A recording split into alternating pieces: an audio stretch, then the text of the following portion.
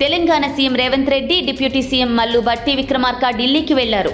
వీరిద్దరూ ప్రధానమంత్రి నరేంద్ర మోదీతో మర్యాదపూర్వకంగా భేటీ కానున్నారు. రాష్ట్ర ఆర్థిక స్థితిగతులతో పాటు కేంద్ర ప్రభుత్వం నుంచి రాష్ట్రానికి రావాల్సిన పెండింగ్ నిధులపై రేవంత్ రెడ్డి, భట్టి విక్రమార్క ఇద్దరు ప్రధానితో చర్చించనున్నారు. కాంగ్రెస్ ప్రభుత్వం ఏర్పడిన తర్వాత మోదీతో రేవంత్ రెడ్డి, భట్టి విక్రమార్క భేటీ కావడం ఇదే తొలిసారి కావడంతో ఈ సమావేశం ప్రాధాన్యత సంతరించుకుంది.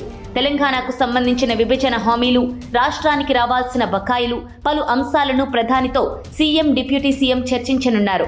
ఈ భేటీ అనంతరం ఏఐసీసీ అగ్రనేతలతోనూ భేటీ కానున్నారు.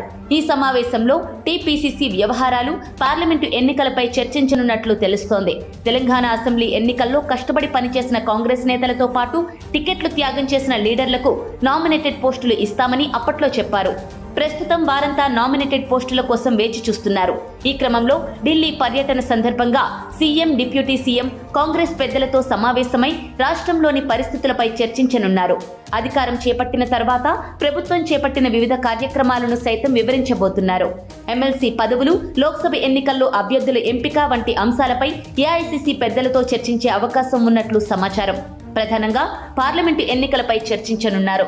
అలాగే రేపు నాగపూర్లో జరిగే కాంగ్రెస్ ఆవిర్భావ దినోత్సవంలో సీఎం, డిప్యూటీ సీఎంలు పాల్గొననున్నారు. ఇక తెలంగాణ మంత్రివర్గ విస్తరణకు సంబంధించిన విషయంపై అధిష్టానం పెద్దలతో CM Revanth Reddy, deputy CM Bhatti Vikramarka చర్చించనున్నారు.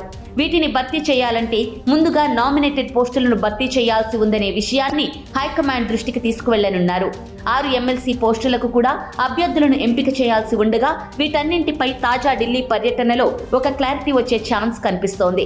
అలాగే పీసీసీ మార్పుపై కూడా చర్చ జరిగే అవకాశం ఉందని పార్టీ వర్గాలు భావిస్తున్నాయి. లోక్సభ ఎన్నికల నగారా మోగడానికి ముందే పీసీసీని మార్చాలని వార్తలు వస్తున్నాయి. బీసీ నేతను పీసీసీ చీఫ్ గా నియమించి పార్లమెంటు ఎన్నికలకు వెళ్తే కొంత ఉపయోగం ఉంటుందని అధిష్టానం భావిస్తుందనే ప్రచారం జరుగుతోంది.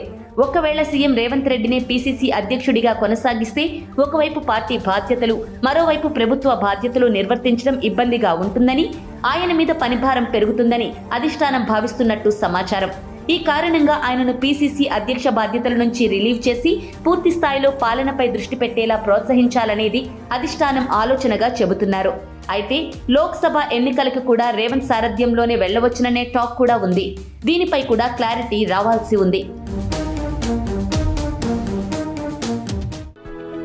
For more interesting updates, do like, share and subscribe to Volga News.